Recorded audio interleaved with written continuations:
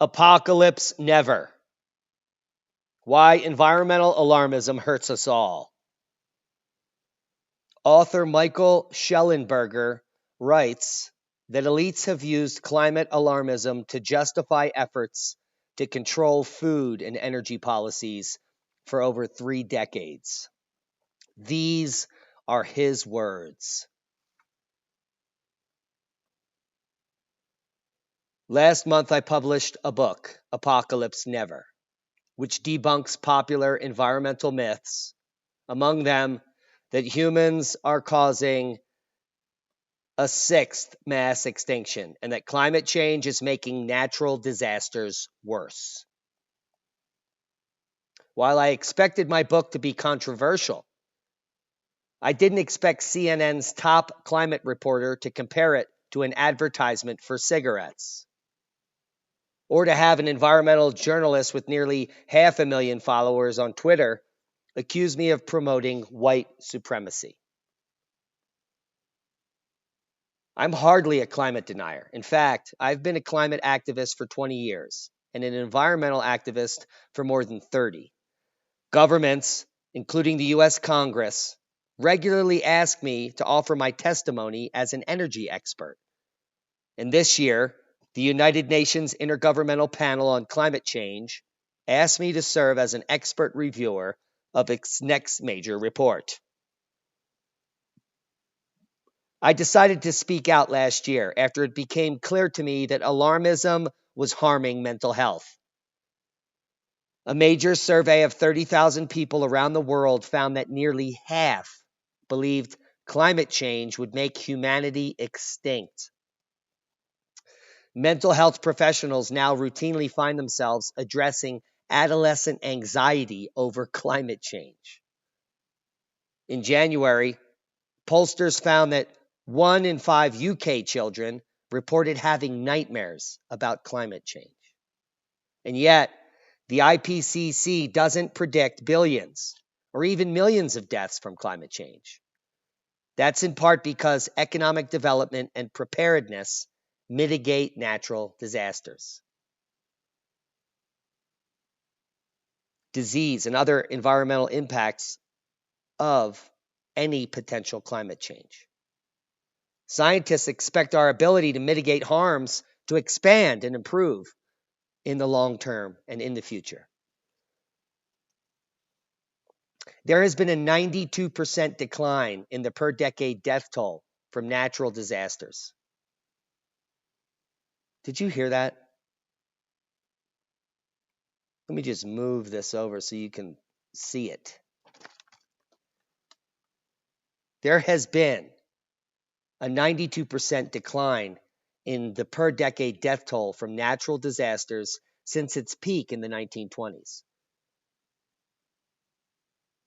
In that decade, 5.4 million people died from natural disasters. In the 2010s, less than 500,000. The declining occurred during a period when the global population nearly quadrupled and temperatures rose 1 degree. The exact opposite of what climate alarmism is claiming. Now, climate alarmists steadfastly ignore our capacity to adapt as humans. To take just one example, France in 2006 had 4,000 fewer deaths from a heat wave that anticipated, thanks to an improved healthcare, early warning system, and greater public consciousness in response to a deadly heat wave threat 3 years earlier. Even poor climate vulnerable nations like Bangladesh saw deaths decline massively thanks to low-cost weather surveillance and warning systems and storm shelters. Some have said that climate change will make epidemics like COVID-19 more frequent or more severe. But the main factors behind the novel coronavirus pandemic had nothing to do with climate and everything to do with the failure of the Chinese communist regime to protect the public health of the world.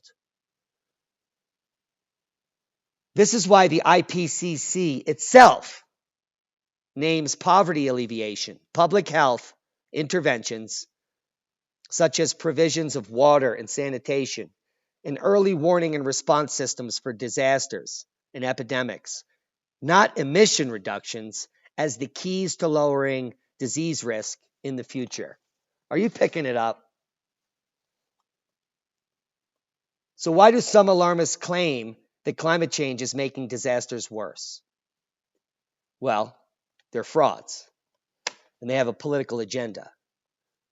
But in part, it's so they can use the world's most visual and dramatic events, from Hurricane Sandy to California's forest fires, to make the issue more salient with voters.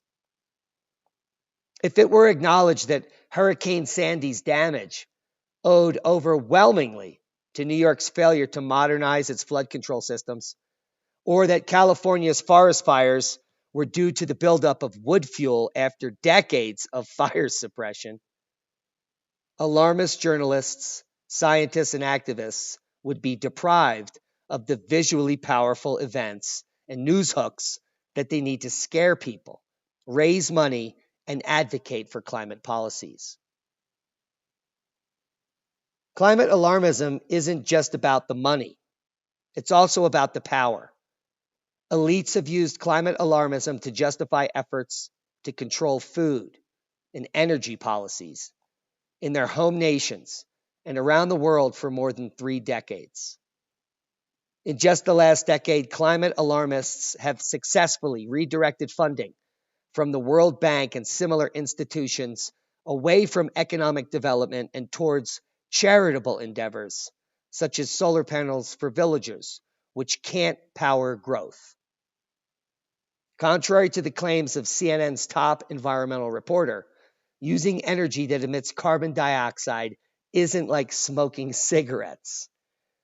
People need to consume significant amounts of energy in order to enjoy decent standards of living.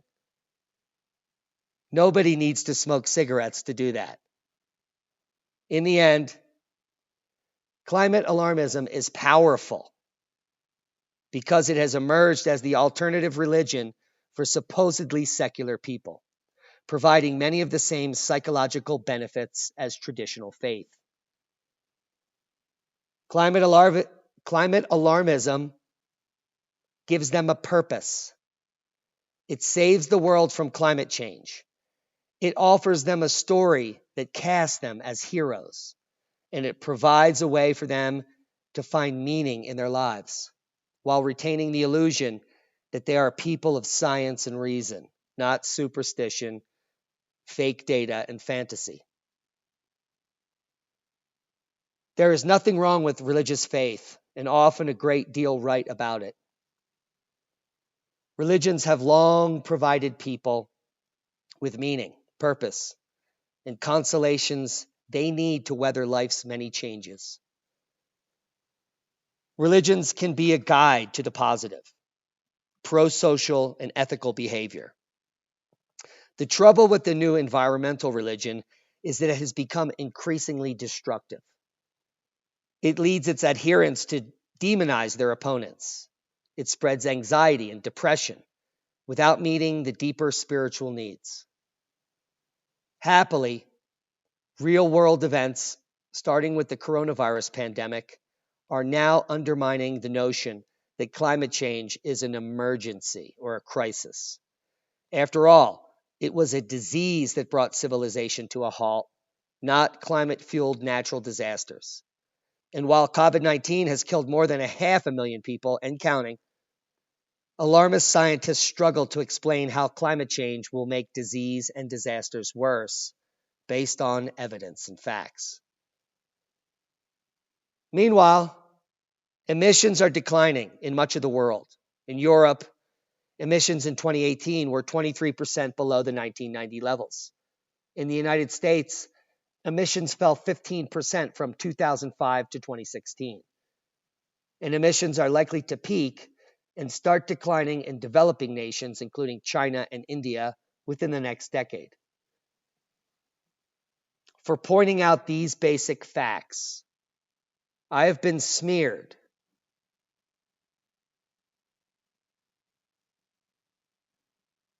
bizarrely as a racist. Yet, readers will discover that far from being a defense of white supremacy, Apocalypse Never exposes the truth. European and North American environmentalists for promoting discriminatory anti-development policies towards poor African, Asian, and Latin American nations. Who's the racist? The activists and their media allies censor new articles, but eventually the public will get to review the evidence and realize that the censors are wrong. It is my hope that after the public reckoning, everyone, particularly anxious adolescents, will go from seeing climate change as the end of the world to viewing it as a highly manageable mistake. Michael Shellenberger is the author of Apocalypse Never: Why Environmental Alarmism Hurts Us All. And that's a boom to knowledge. Hope you got something out of the video. Share this with like-minded people.